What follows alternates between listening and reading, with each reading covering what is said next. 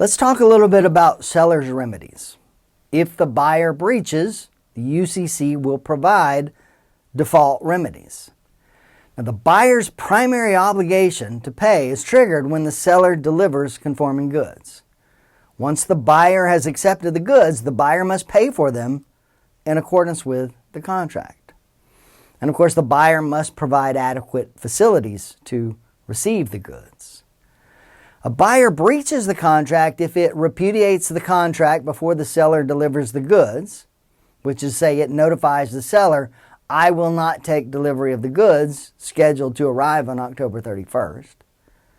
Or if it fails to make payment, it does not pay for the goods, that's a breach of the contract. If it wrongfully rejects conforming goods, the goods are conforming, but the buyer claims that they are non-conforming, they have breached the contract. And similarly, if it revokes its acceptance of conforming goods, it has also breached the contract. It's failed to perform. It's failed to do what it was obligated to do under the contract. If the buyer breaches, the UCC provides the seller with remedies for the breach. First of all, cancellation of the contract, what we call rescission, meaning I can sell the goods elsewhere for more money than was called for in the contract. Therefore, I'm simply, as a seller, going to cancel the contract. I have no more obligation to the contract. The buyer has no obligation to the contract.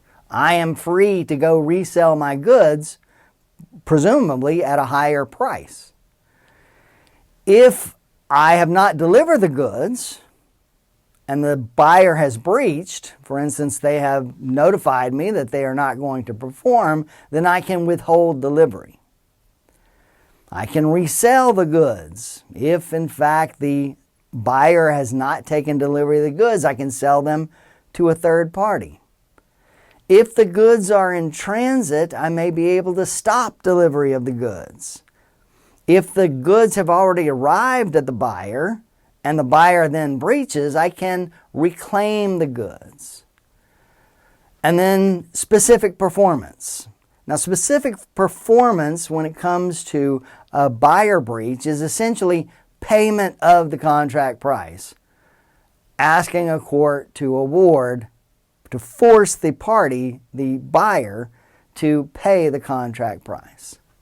And finally, I can sue for monetary damages, going to be based on the idea of what is the difference between the contract price and the market price. When I resell the goods, what is the difference between those two amounts?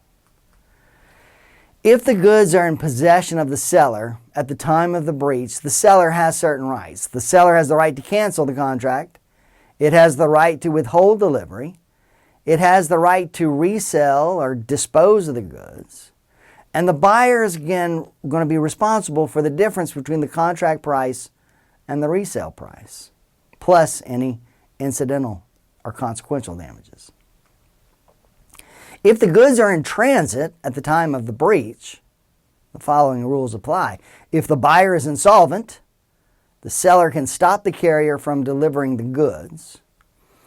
If the buyer is not solvent, the seller can stop delivery only if it's a large shipment of goods. Buyer is insolvent means the buyer has no money to pay for the goods.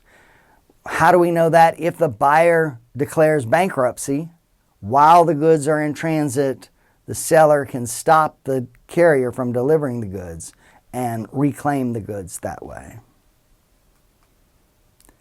If the goods have already reached the buyer, if they are in possession of the buyer, the seller has the following rights. It may sue to recover the purchase price.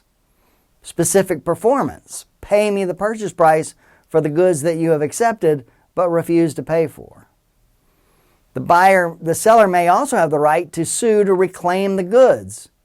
And then once they are resold, they are entitled to the difference between the resale price and the contract price.